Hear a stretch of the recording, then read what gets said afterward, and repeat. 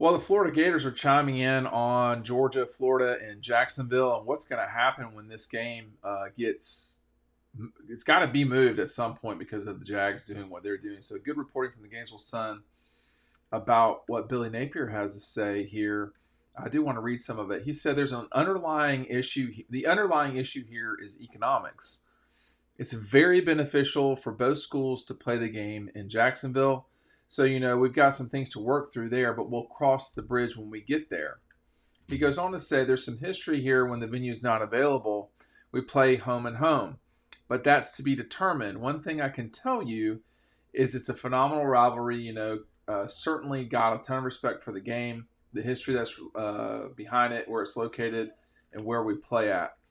I think, and he goes on to say, again, when we go back to, I think there's some economics behind the bigger picture here from a decision-making standpoint.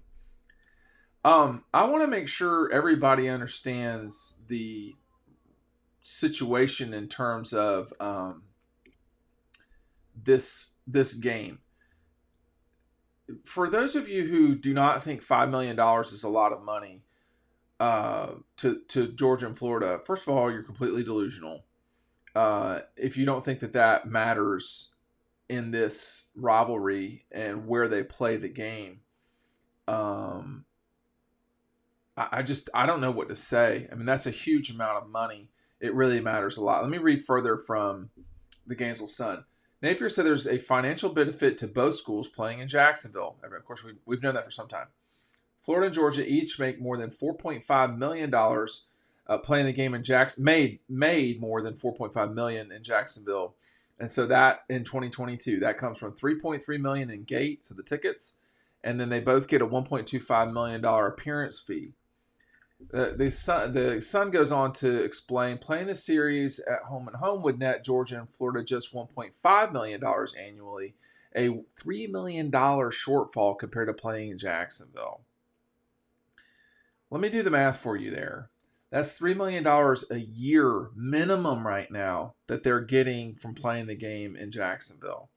So the notion that this game's going to go away when you can make $30 million more in a 10-year period minimum playing in Jacksonville, I mean, that just doesn't make sense at all. I mean, nobody that's ever done math would agree to that. It just wouldn't. I mean, unless you're going to charge double in Athens for the Florida game if it were to come to town every single year. That's the only way to make this money up. And what I just talked about, that's significant money. And that assumes that both Georgia's home games and Jacksonville stay at the same rate. Jacksonville does not want to lose this game. Period. Ever, never, never, ever, never. They never wanted it to go away.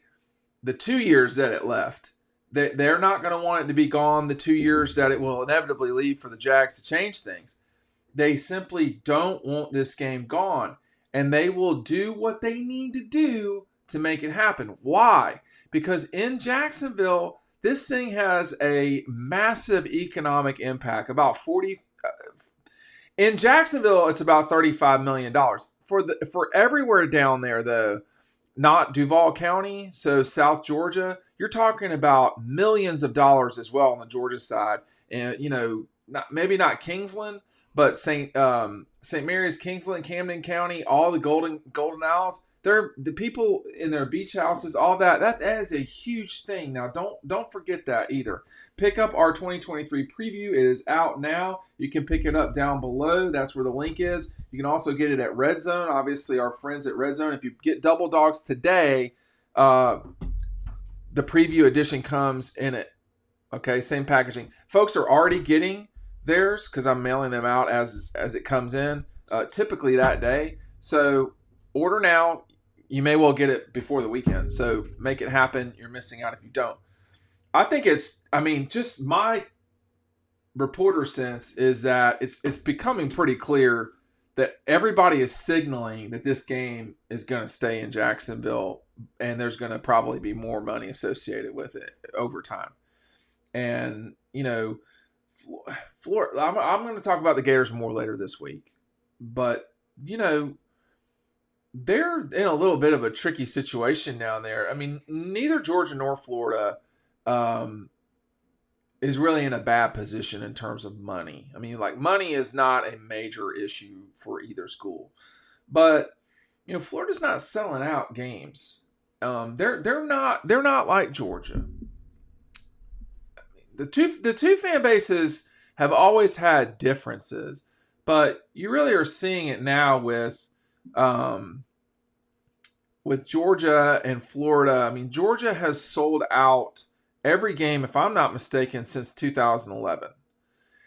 Florida's having some trouble now. They'll sell out big games. Tennessee, I think Tennessee comes to Gainesville. They'll have probably Oklahoma, or they'll go to Oklahoma in 24. So games like that, Georgia, Florida would get sold out, no question. But they're not getting the sort of easy money, and you lose $1 million here, you lose $1 million there. That's why they're not going to give up Jacksonville. I mean, it's $5 million guaranteed basically every single year. And for the Gators in particular, it's an easy trip. So you get all the national notoriety. This game has been watched by not fewer than 5.5 million people every year the last 5 years. That is a tremendous audience. It's the second most watched game in the SEC. It's the fourth most watched game in terms of year-to-year rivalries of anybody in college football the last 10 years. So you've got Ohio State, Michigan, which people won't shut up about, and a lot of people watch. Iron Bowl, same deal. Army, Navy, which has an exclusive window, and then Georgia, Florida. So it is a brand name game that does not have a sponsor, by the way. I mean, Texas OU has a sponsor. What happens if, it won't be Coca-Cola because, the Gators have Pepsi. It won't be, whoever, I don't know. But it certainly could be Delta. It could be any number of Southern Company. There's no telling who it could be. Verizon. Whoever it may, Singular if they're still alive, which I know they're not, so I said them.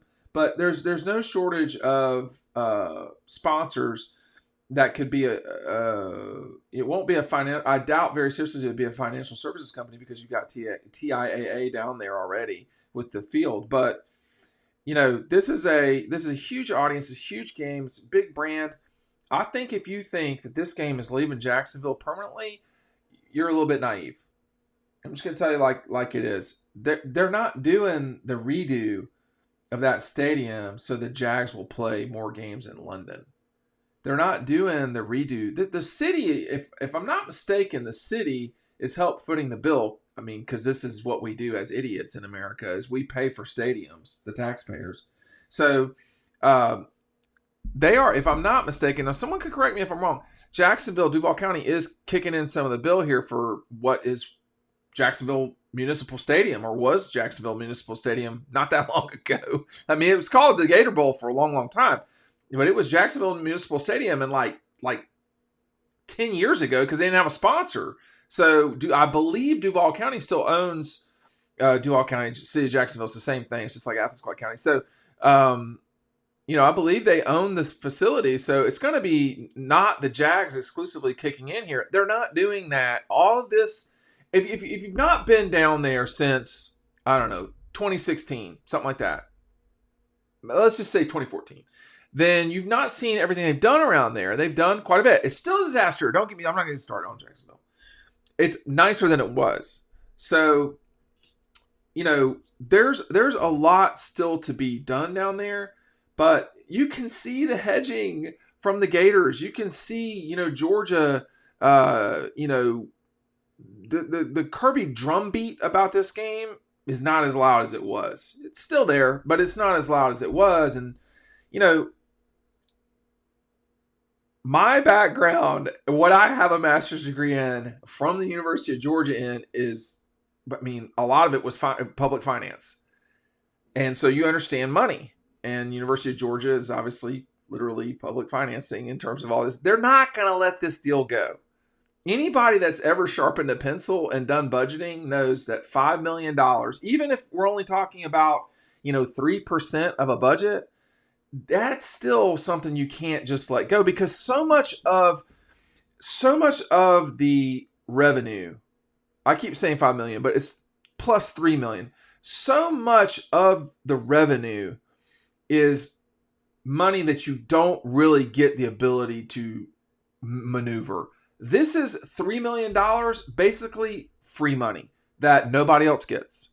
Like Alabama, Auburn, all these other schools, Tech. The only other school that gets it, obviously, is your arch rival, but you are, again, over a 10-year period, you are adding $30 million to your coffers. And when you need rainy day, and you got 30 million in the bank, or 45 or 60 million in the bank, which a lot of schools don't. Ask Tennessee if they would like to have 3 million more a year, or Florida State. Georgia is in a position that it's in because it's always been pretty studious about a lot of stuff. Jacksonville has stepped up to the plate. The Gators are saying out loud the part that nobody really, if you're so against Jacksonville for whatever reason, again, I am not anti-Jacksonville. I am anti-Jacksonville things. And there's a lot of stuff down there that I can do probably a 30-minute video on that's got to get better. But you can't deny the money.